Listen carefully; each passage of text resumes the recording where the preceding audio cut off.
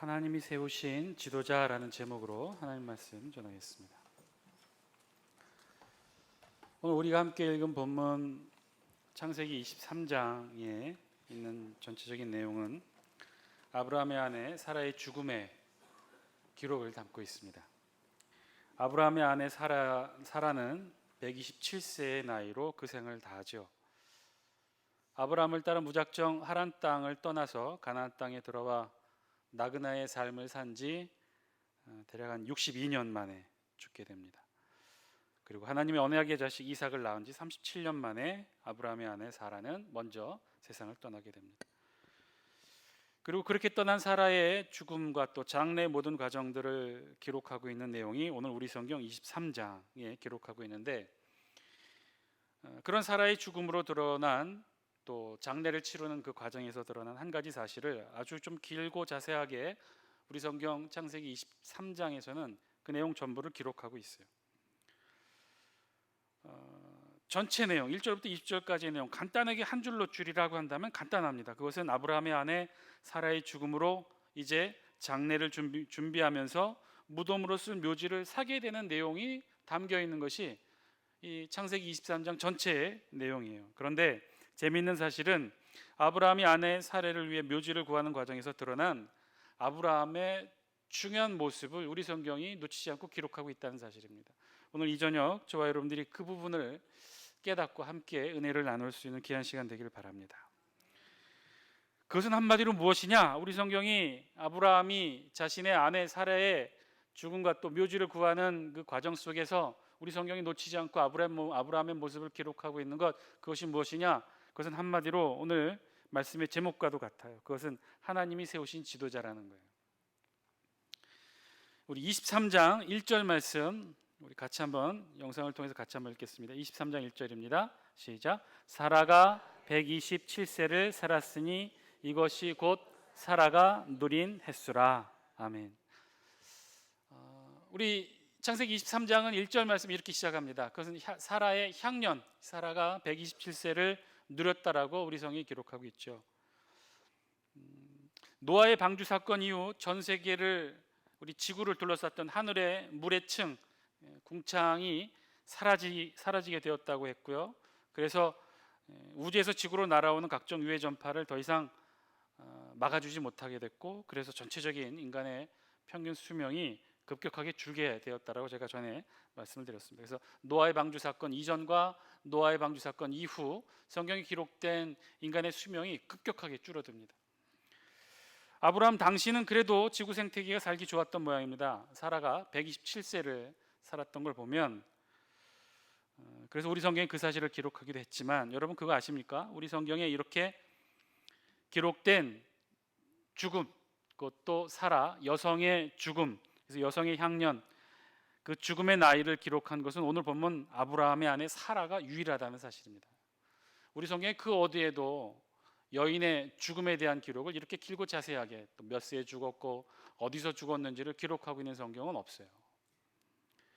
그만큼 특별하고 중요했기 때문에 오늘 이 사건, 사라의 죽음에 대한 사건을 우리 성경이 기록하고 있는 것이겠죠. 어쨌든 우리 성경은요, 사라가 127세로 죽게 되었고 그 죽음과 장례의 과정을 우리 성경이 자세히 기록을 합니다. 그 내용이 오늘 우리 본문 주제의 말씀이기도 한데, 어쨌든 이례적으로 사라의 죽음의 나이를 우리 성경이 기록하고요. 그리고 2절에서는 이 사라의 죽음을 아브라함이 애통하고 슬퍼했다고 우리 성경이 기록합니다. 또한 동시에 사라의 죽음의 장소도 기록하지요. 우리 2절 말씀 같이 한번 읽어볼까요? 23장 2절입니다. 시작.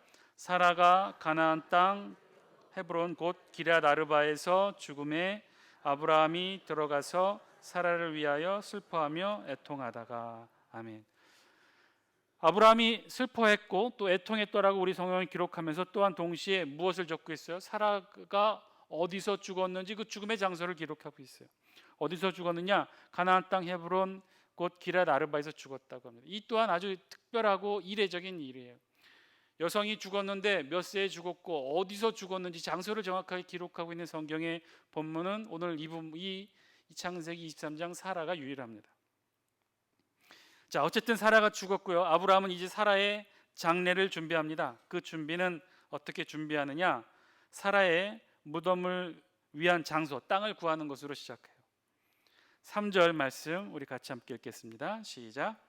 그 시신 앞에서 일어나 나가서 헷 족속에게 말하여 이르되. 아멘.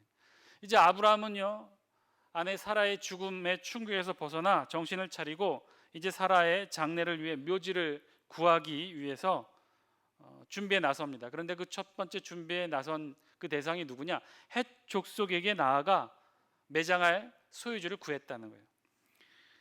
지금 아브라함이 헷 족속에게 땅을 구했는데요, 매장할 사라의 아내 사라의 매장지를 구하기 위해서 헷 족속에 갔다고 했는데, 이들 헷 족속은 어떤 사람들인가? 정확하게 그 헷 족속의 헷의 뿌리의 근원은 노아의 둘째 아들 함의 손자이고요, 가나안의 아들이라고 우리 성경이 기록합니다. 그러니까 우리 성경의 뿌리로 본다면 이 노아의 둘째 아들 함의 계열이라는 것이죠. 그런데 이 헷 족속은요, 사실 우리 성경의 기록보다는 우리 세계 역사에서 더 많이 알려진 민족이기도 합니다. 일찍 문명을 꽃피웠던 히타이트족이 그 근원이 되죠. 헷 족속의 세계 역사의 또 다른 이름은 히타이트족입니다. 아브라함 당시 이 히타이트족 헷 족속은요, 가장 강력한 철기 문명을 가지고 있었어요. 그래서 아브라함이 거주하는 이 헤브론과 브엘세바를 중심으로 거처를 삼고 있었습니다. 훗날 이스라엘 백성들이 출애굽해서 가나안 땅에 들어갈 당시에는 이들도 이 헷 족속도 히타이트 족도 이동을 해서 아모리 족속, 여부스 족속과 함께 가나안 땅의 주인으로 자리 잡게 됩니다. 이미 강력한 철기 문명을 꽃피우고 고대사회에서 강력한 영향력을 행사하는 민족, 특별히 아브라함 당시 그 지역 일대에 패권을 가지고 있었던 민족이 누구였느냐? 바로 이 히타이트족, 헷 족속이었다는 것이죠. 그래서 아브라함은요, 아내 사라의 묘지를 구하기 위해 제일 먼저 찾아간 이 땅의 주인을 찾아갔는데, 그 주인이 누구였느냐? 헷 족속이었다는 거예요. 헷 족속을 찾아가 땅을 구하게 됩니다. 그렇게 시작하게 된 아브라함의 아내 사라의 매장지를 구하는 여정, 그 과정, 그 내용이 오늘 우리 본문 23장에 아주 길게 자세하게 기록이 되어 있어요. 5절부터 시작하는데요, 5절부터 옥신각신, 그래서 결국 아브라함이 은 400세겔의 막벨라 굴의 묘지를 구한다는 내용이 결국 길게 20절까지 이어져 있어요. 한마디로 5절부터 20절까지요, 아브라함과 헷 족속이 이 사라의 무덤을 놓고 옥신각신, 흥정 아닌 흥정을 한 기록이 우리 성경 창세기 23장의 전체적인 내용이라는 거예요. 읽다 보면요, 한편으로 그런 질문도 생깁니다. 무엇이 그리 중하길래 이토록 우리 성경이 이 사건에 대해서, 이 내용에 대해서 이렇게 자세하고 길게 적었을까? 여러분도 한번 보시면요, 창세기 23장 한 장 전체를 다 할애했어요. 내용도 보면요, 별 내용이 아니에요. 가격을 흥정하는 내용도 또 사실은 아닙니다. 자세히 보면요, 아브라함은 돈을 주고 자신의 아내 사라의 매장지를 사고 싶다고 하고요, 그 땅의 주인 헷 족속은 아니 됐다고, 그냥 쓰라고, 그냥 주겠다고 손살에 치면서 서로 양보하는 그런 내용이에요. 나는 땅을 사겠다. 아니요, 됐습니다, 쓰십시오. 이 내용의 옥신각신한 내용이 5절부터 20절까지 이어져요. 우리 다 함께 5절과 6절 말씀 같이 한번 읽어볼까요? 5절 6절인데요, 시작. 헷 족속이 아브라함에게 대답하여 이르되 내 주여 들으소서. 당신은 우리 가운데 있는 하나님이 세우신 지도자이시니 우리 묘실 중에서 좋은 것을 택하여 당신의 죽은 자를 장사하소서. 우리 중에서 자기 묘실에 당신의 죽은 자 장사함을 금할 자가 없으리이다. 아멘. 헷 족속이 아브라함에게 이렇게 말했다는 거. 아브라함이 지금 아내 사라의 매장지를 구하기 위해서 그 땅의 주인 헷 족속에 찾아가 땅을 구했다고 먼저 이야기를 했겠죠. 그랬더니 헷 족속이 이렇게 얘기했다는 거예요. 아브라함에게 대답하여 이르되 내 주여 들으소서. 당신은 우리 가운데 있는 하나님이 세우신 지도자이니 우리 묘실 중에 좋은 것을 택하여 당신의 죽은 자를 장사하소서. 우리 중에서 자기 묘실에 당신의 죽은 자 장사함을 금할 자가 반대할 사람이 아무도 없다는 거예요. 지금 우리의 묘지로 사용하고 있는 이 묘지 안에서 가장 좋은 것 당신이 선택해서 마음대로 사용하시라. 이렇게 마음대로 사용해도 우리에게는 그것을 금할 자가 없다는 거예요. 어떻게 보면 파격적이고 최고의 예우를 갖춰서 지금 헷 족속이 아브라함에게 매장지 사용을 허락하도록 얘기하는 본문이겠죠. 이에 대한 아브라함의 답변은 어떨까요? 아브라함은 더욱더 공손하게 사양합니다. 7절 말씀인데요. 우리 같이 한번 읽어볼까요? 시작. 아브라함이 일어나 그 땅 주민 헷 족속을 향하여 몸을 굽히고. 8절 말씀 같이 함께 읽겠습니다. 시작. 그들에게 말하여 이르되 나로 나의 죽은 자를 내 앞에서 내어다가 장사하게 하는 일이 당신들의 뜻일진데 내 말을 듣고 나를 위하여 수아의 아들 에브론에게 구하여. 9절. 그가 그의 밭머리에 있는 그의 막벨라 굴을 내게 주도록 하되 충분한 대가를 받고 그 굴을 내게 주어 당신들 중에서 매장할 소유지가 되게 하기를 원하노라 하매. 한마디로 좀 길지만요, 아니라는 거예요. 거저 쓸 수 없다는 거예요. 당신의 묘실 중에 묘지로 사용하고 있는 부분에 아무데나 내가 그렇게 사용하고 싶지 않다는 거예요. 그럴 수 없다는 거예요. 정중히 머리를 숙이고 사양하면서 아브라함이 헷 족속에게 얘기합니다. 충분한 대가를 줄 터이니 매장할 소유지를 팔아라. 그래서 살 수 있도록, 내가 살 수 있도록 허락해달라. 도리어 아브라함이 머리를 숙이고 헷 족속에게 부탁하죠. 이 정도 예의를 갖추고 말하면 헷 족속도 이제는 받아들일만 할 텐데, 상황이 이러할 때 헷 족속이 어떻게 하느냐, 또다시 아브라함에게 요청합니다. 헷 족속의 두 번째 정중한 요청은 이런 거예요. 10절 말씀인데요. 우리 같이 한번 읽겠습니다. 시작. 에브론이 헷 족속 중에 앉아 있더니 그가 헷 족속 곧 성문에 들어온 모든 자가 듣는 데서 아브라함에게 대답하여 이르되. 아브라함을 통해 지목받은 이 에브론, 아마도 이 헷 족속의 지도자 중에 한 사람이었던 것 같아요. 이 에브론이요, 반대로 이제 일어나서 아브라함에게 이야기하는 거예요. 성문에 들어온 모든 자가 많이 있는 그 자리에서 큰 소리로, 모든 사람이 듣는 소리로 아브라함에게 말했다는 거예요. 아브라함이 당신의 땅, 에브론의 땅을 사고 싶어 한다. 그러니 돈을 줄 터이니 팔아라라고 한 이 아브라함의 요청에 대해 에브론이 일어나서 반대로 얘기했다는 거예요. 그것도 어떻게 얘기하느냐, 성문 앞에서 들어오는 모든 자가 듣는 데서 아브라함에게 대답하였다니. 고대 사회의 성문은 어떤 자리라고 그랬죠? 재판하는 곳이었어요. 모든 백성들이 모여서 중요한 일을 결정하는 자리였어요. 유럽어로 말하면 광장, 토론이 있고 정치적 결정이 있는 그런 중심지 역할을 하는 곳이 고대 중동 사회에서는 성문이었어요. 성문. 아브라함의 조카 롯이 그래서 재판관 노릇을 소돔 땅에서 했을 때 어떻게 했다고 그랬어요? 성문 앞에 앉아서 했다고 했잖아요. 지금 이 헷 족속 에브론, 지도자인 이 에브론이요, 그래서 성문 앞에 가서 듣는 사람들이 많은, 오고 가는 사람들이 많은 자리에서 큰 소리로 아브라함에게 얘기하는 거예요.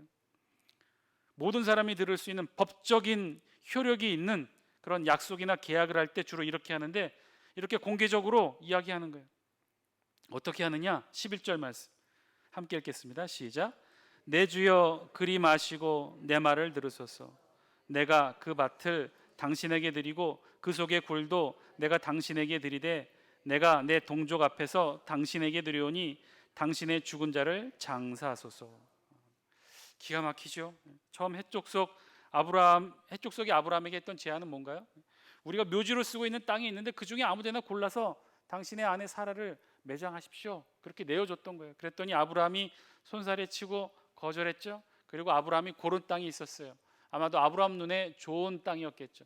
그것이 에브론에 있는 땅이었어요. 에브론의 소유지였어요.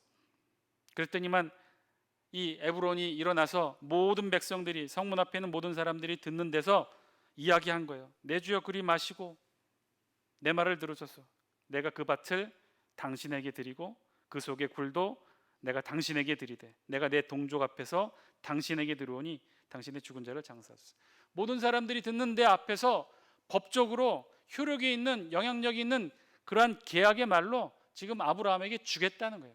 에브론이 자신의 땅을 아브라함의 매장지로 아브라함에게 주겠다는 거예요.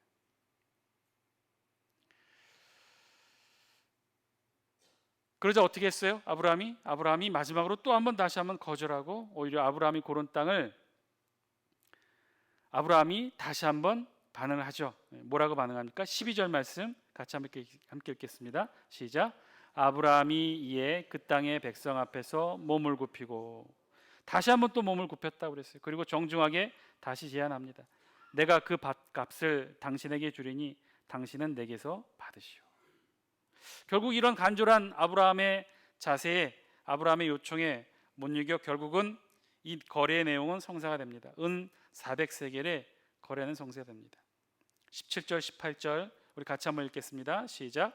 마므레 앞 막벨라 굴에 있는 에브론의 밭, 곧 그 밭과 거기에 속한 굴과 그 밭과 그 주위에 둘린 모든 나무가 성문에 들어온 모든 헷 족속이 보는 데서 아브라함의 소유로 확정된지라. 아멘. 결국은 어떻게 됐느냐? 아브라함의 고집대로 결국 은 400세겔을 주고 그 땅을 사게 됩니다. 이렇게 해서 결국 사라의 매장지를 구하게 되는데, 그런데 이 과정이 무엇이 그리 중하길래 우리 성경은요 이토록 아주 자세하게 흥정의 전 과정을 다 기록하고 있어요. 무엇이 그렇게 중요했을까? 결국 오늘 23장을 통해서 아브라함이 구했던 사라의 매장지 마므레 앞 막벨라 밭에 있는 이 굴, 정확한 이 사라의 매장지의 주소가 되는데, 결국은요 이곳이 어떻게 되느냐? 사라의 매장지뿐만 아니라 아브라함은 자신과 자신의 가족과 후손들의 매장지로 삼게 됩니다. 아브라함 자신뿐만 아니라 이삭, 리브가, 레아, 결국 야곱의 매장지까지로도 사용하게 되죠. 이 아브라함과 그의 가족과 그의 후손들은 결국 야곱까지를 매장하는 매장지로 이곳 마므레 앞 막벨라 굴을 사용하게 됩니다. 그런데요, 이곳으로 창세기 23장의 본문의 중요도는 다 설명되죠. 이곳을 이야기하고자 아브라함의 가족 묘지를 구하게 된 이 길고 지루한 내용들을 다 우리 성경이 기록했을까? 무엇 때문에 이렇게 길고 긴 내용들을 우리 성경이 다 기록하고 있을까? 그 특별한 의미는 무엇이었을까? 결국 오늘 본문이 우리에게 주고자 하는 메시지는 무엇이었을까? 따로 있다는 것이죠. 그것은요, 앞에서도 말씀드렸다시피 오늘 본문에 아브라함과 흥정을 하고 있는 이 헷 족속이 누구인가를 여러분들이 기억하셔야 돼요. 제가 말씀드렸다시피 이 헷 족속은요 세계 역사의 정식 명칭으로 히타이트 족속이었다고 그랬어요. 인류 최초로 철기 문명을 꽃피운 그런 민족이었습니다. 세계를 주도했던 민족이고요. 근데 잠깐 제국을 이루고 우리 역사에서 사라져서 우리가 그렇게 많이 잘 기억하는 그런 민족은 아닌데요. 터키에 가보면 유적지 중에 하투샤라는 곳이 있습니다. 사진 한번 보여주실래요? 잠깐 보여주실래요? 그 히타이트 제국의 역사가 그렇게 오래되지는 않았어요. 그러나 남아있는 유적지들이 몇 군데 있는데 그 대표적인 유적지가 터키에 있는 하투샤라는 곳입니다. 그러니까 저런 식의 돌 문양이 많이 있는 곳이 이 히타이트족의 문명의 특징이기도 하는데요. 다음 사진 보여주실래요? 굉장히 넓습니다. 지금 발견된 유적지만 하더라도. 지도 한번 보여주실래요? 지도를 보면 저 정도 규모의 제국을 이뤘던 민족이었어요.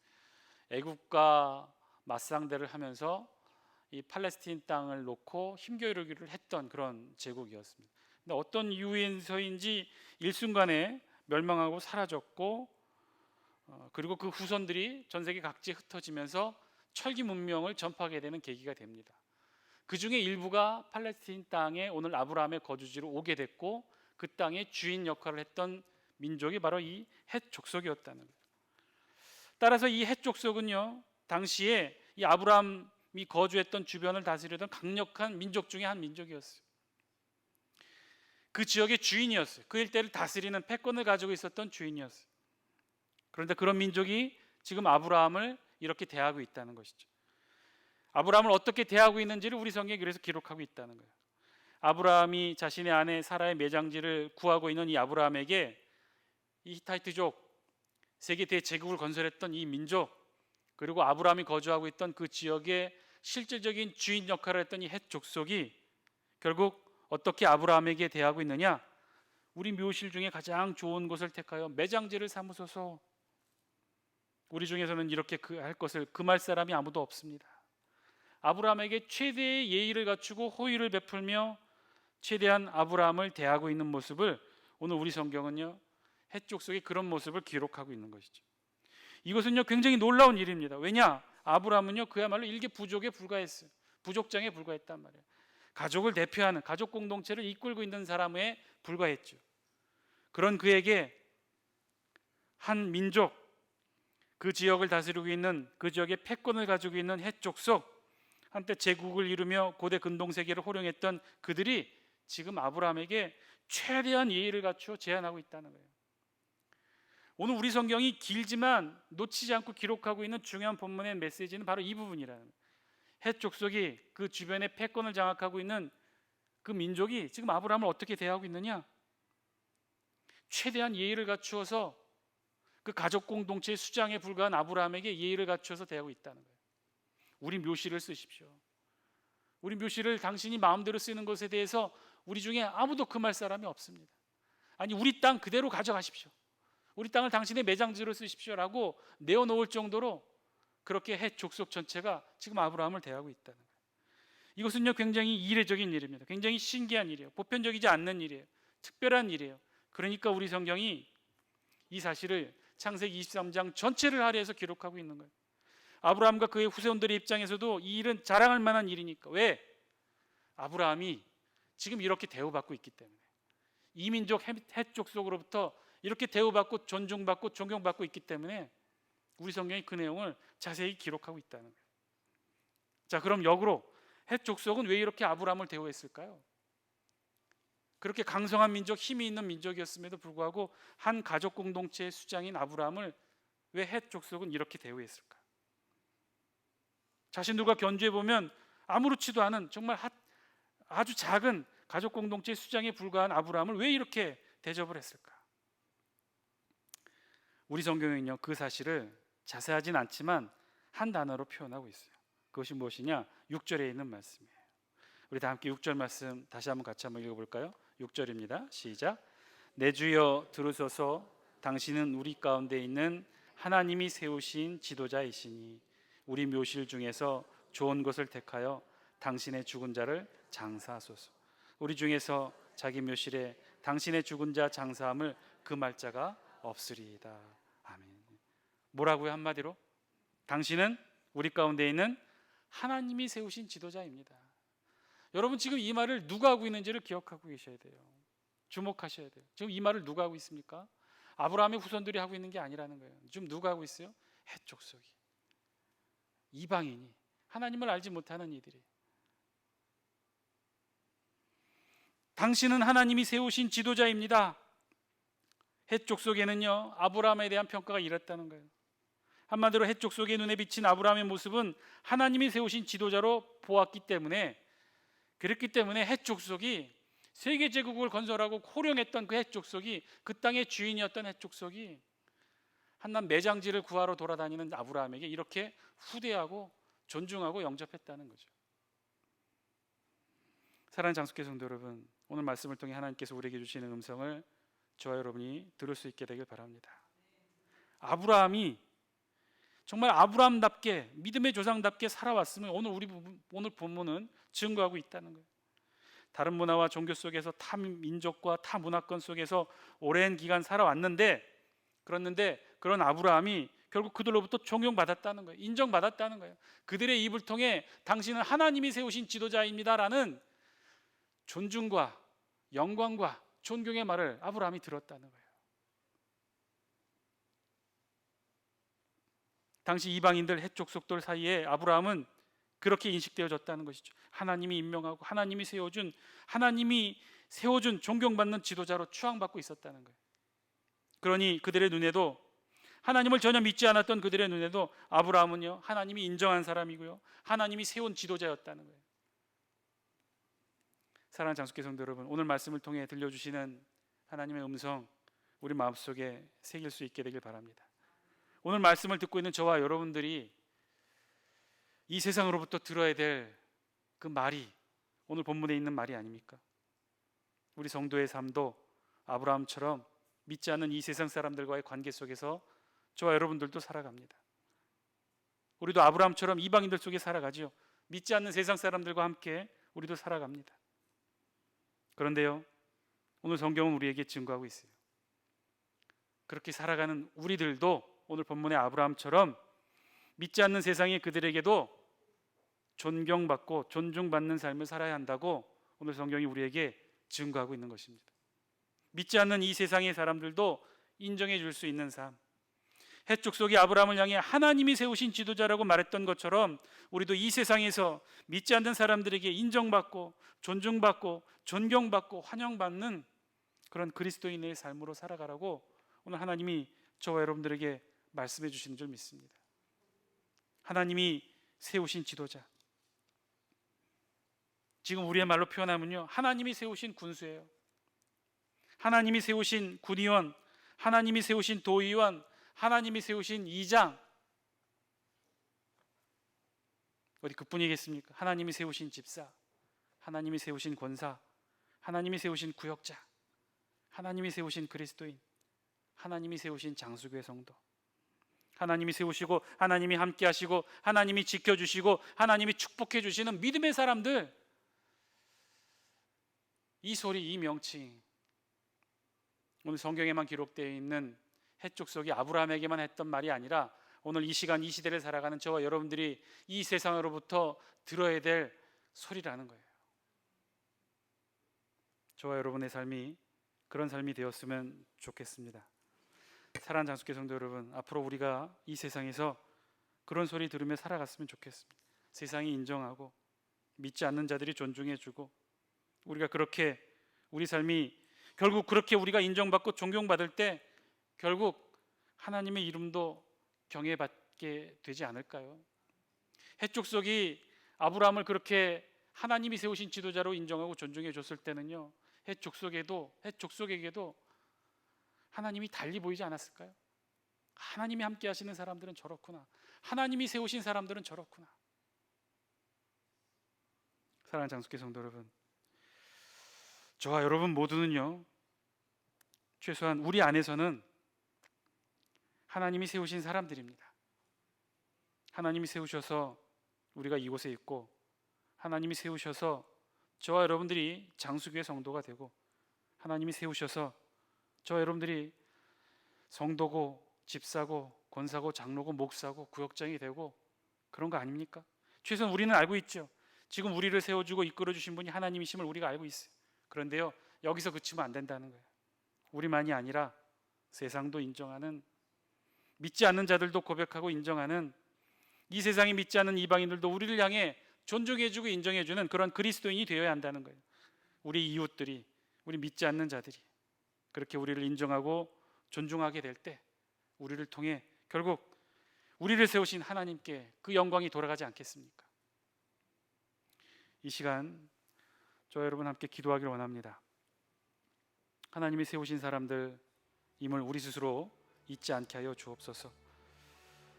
하나님이 우리를 세우셨습니다. 하나님이 우리와 함께 하십니다. 먼저 우리가 서로를 존중하고 인정하고 하나님이 세우신 권위를 우리가 먼저 스스로를 향해 인정할 수 있게 하여 주옵소서. 그래서 이 세상에서도 우리가 인정받고 존중받는 우리의 신앙의 삶이 되게 하여 주옵소서. 그래서 우리도 이 세상에서 인정받고 우리도 아브라함처럼 헷족속이 인정하는 그런 하나님이 세우신 사람들로 우리 남은 여생 살아가는 우리의 신앙의 삶 되게 하여 주옵소서. 오늘 말씀을 통해 우리의 모습 비춰보시며 함께 이 기도 제목 놓고 함께 기도하는 저와 여러분 되시길 바랍니다.